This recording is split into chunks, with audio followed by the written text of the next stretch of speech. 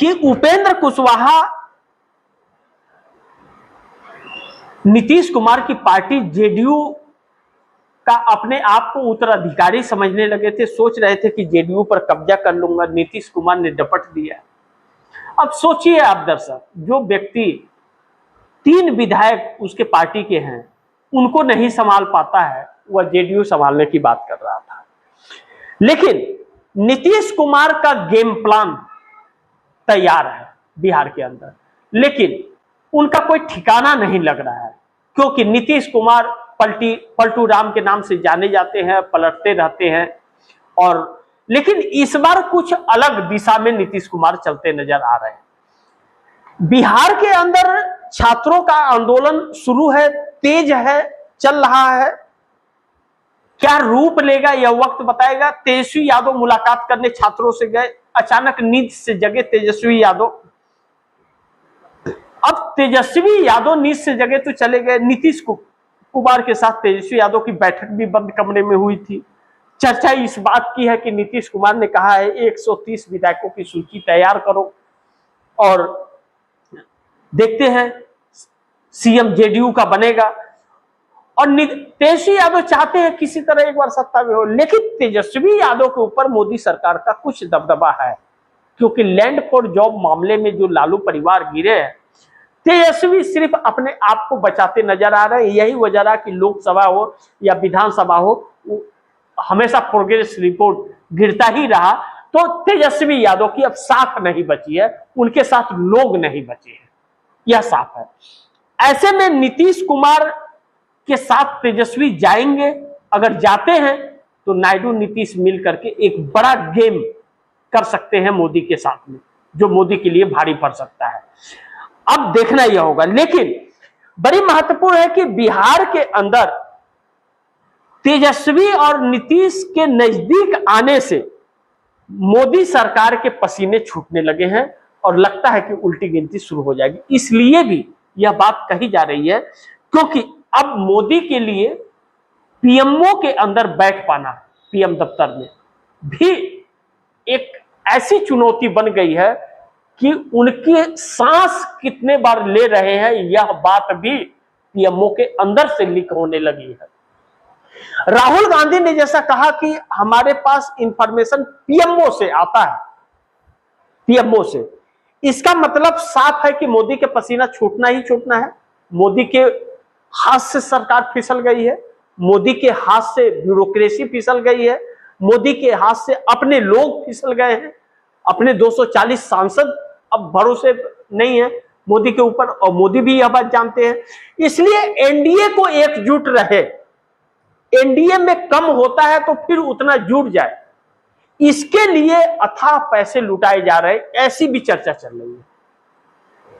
और वही देख करके उन 240 को अस्थिर रखने की कोशिश की जा रही है। लेकिन अब कहा जा रहा है कि भारतीय जनता पार्टी के अंदर जो तूफान मच रहा है 240 सांसदों के अंदर, मोदी के ऊपर 1% भी भरोसा नहीं है, और इस देश के 58% लोगों को मोदी पर भरोसा नहीं है।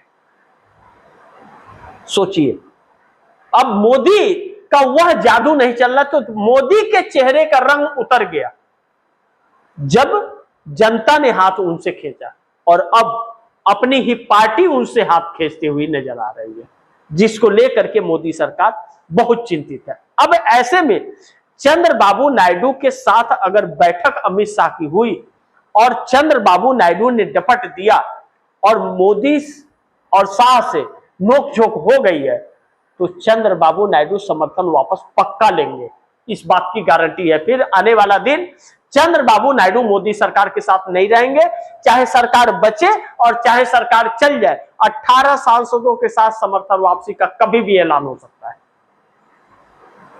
तो पीएमओ हिलेगा नहीं क्या? और चंद्रबाबू नायडू ने अगर साथ छोड़ा तो नीतीश कुमार 101% साथ छोड़ देंगे, इससे इंकार नहीं किया जा सकता।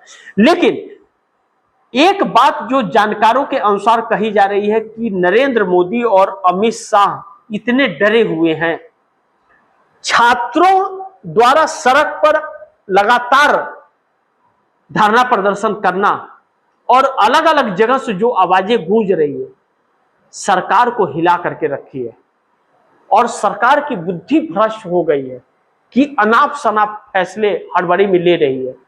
राहुल गांधी को खुद हीरो बना रही है यह सरकार। एफआईआर अगर आसानी से दिल्ली में हो गया होता तो बात लोगों तक नहीं पहुंचती, लेकिन एफआईआर के लिए 7 घंटा धरने पर बैठना पड़ा राहुल गांधी को। हर जगह ब्रेकिंग चल गई, जो इस सरकार के लिए फिर एक बार भारी पड़ी। अब अमित शाह के इस्तीफे तक यह रुकने वाले राहुल गांधी नहीं है, और अमित शाह का इस्तीफा मतलब नरेंद्र मोदी की छुट्टी। अब ऐसे में चंद्रबाबू नायडू और नीतीश कुमार का रवैया जो भी हो, यह हटे या ना हटे, सरकार गिरे या ना गिरे, लेकिन देश नरेंद्र मोदी और शाह के खिलाफ और भाजपा आरएसएस के खिलाफ होता जा रहा है। इसी बात की चिंता 240 सांसदों को सता रही है कि भाजपा और आरएसएस के खिलाफ देश की जनता हो रही है, और आरएसएस के बारे में जो जानकारियां इस देश को या इस देश की युवा पीढ़ी को नहीं थी, वह जानकारियां भी उन्हें होने लगी है। इस बात से आरएसएस का अंत होता हुआ नजर आया, तो आरएसएस चिंतित है।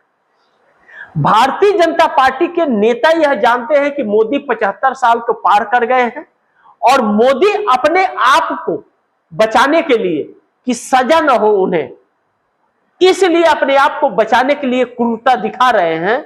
लेकिन उनकी जो राजनीतिक कैरियर खत्म हो रही है, इसको लेकर के वह चिंतित है कि मोदी तो 5 साल 10 साल, उसके बाद तो दुनिया छोड़ देंगे, 15 साल, लेकिन इतने दिन प्रधानमंत्री तो नहीं रह पाएंगे।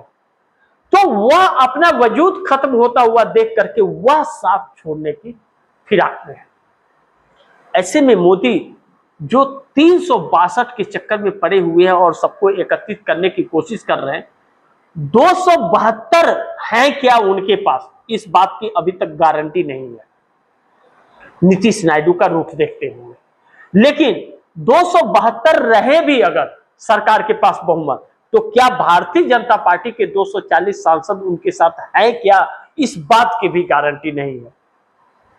तो ऐसे में विपक्ष के नेता राहुल गांधी का आक्रामक रवैया नरेंद्र मोदी को घुटने के बल लाता है। इस बात का तस्दीक यह करता है कि नरेंद्र मोदी कितने डरे हुए हैं, कि उन्हें अपनों का भी सपोर्ट नहीं है, इस बात से पता चलता है। अब एनडीए गठबंधन के अंदर 2 ही दल ऐसे हैं जो नरेंद्र मोदी को झटका दे सकते हैं, बाकी तो सब बोलने की भी हिम्मत नहीं दिखा सकते, बाकी तो अलग है। लेकिन अभी भी नीतीश कुमार पर भरोसा नहीं है कि नीतीश पलट जाएंगे। अपने कुर्सी के स्वार्थ में वह 3 बार मोदी को कह चुके सीएम की कुर्सी वापस कीजिए, उन्हें सीएम की कुर्सी चाहिए। बिहार डूब जाए, बिक जाए, कुछ भी हो जाए, कोई फर्क नहीं पड़ता उन्हें। और नरेंद्र मोदी को देश से कोई फर्क नहीं पड़ता, सिर्फ उन्हें अपनी कुर्सी चाहिए। अमेरिका और इजराइल से मिल रहे सपोर्ट से मोदी और शाह जो बैठे हैं, इस देश का कण कण बिक रहा है। इस देश को यह बात समझ लेना चाहिए। यही बात राहुल गांधी बार बार समझा रहे हैं। अब देश जगा है बड़ी मुश्किल से, और 12 सालों में नींद से मोदी सरकार जगी है। इस वक्त का यह कल्पना भी नहीं की थी मोदी सरकार ने कि ऐसा वक्त आएगा कि जिसे पप्पू कह रहे थे वही इनका बाप निकलेगा। और आज पप्पू सबका पापा बन गया है, और उससे मुकाबला कर पाना इनके बस के बात नहीं। पूरी सरकार इकलौते राहुल गांधी से डरी हुई है, क्योंकि वह चट्टान की तरह खड़े हैं और वह झुकने को तैयार नहीं। ऐसे में पीएम दफ्तर का माहौल बिगड़ना तो लाजमी है, इस बात से इनकार नहीं कर सकते। बाकी आप दर्शक क्या सोचते हैं, आप दर्शकों की क्या राय है, क्या सुझाव है, कमेंट बॉक्स में जरूर दीजिएगा। इस खबर को ज्यादा से ज्यादा शेयर कीजिएगा, अपने दोस्तों को भी कहिएगा आगे शेयर करें। और आपने टीएफडी इंडिया न्यूज़ 24 को सब्सक्राइब नहीं किया, सब्सक्राइब कर लीजिए, अपने दोस्तों को भी कहिएगा सब्सक्राइब करें। मिलते हैं अगली खबर के साथ, तब तक के लिए नमस्कार।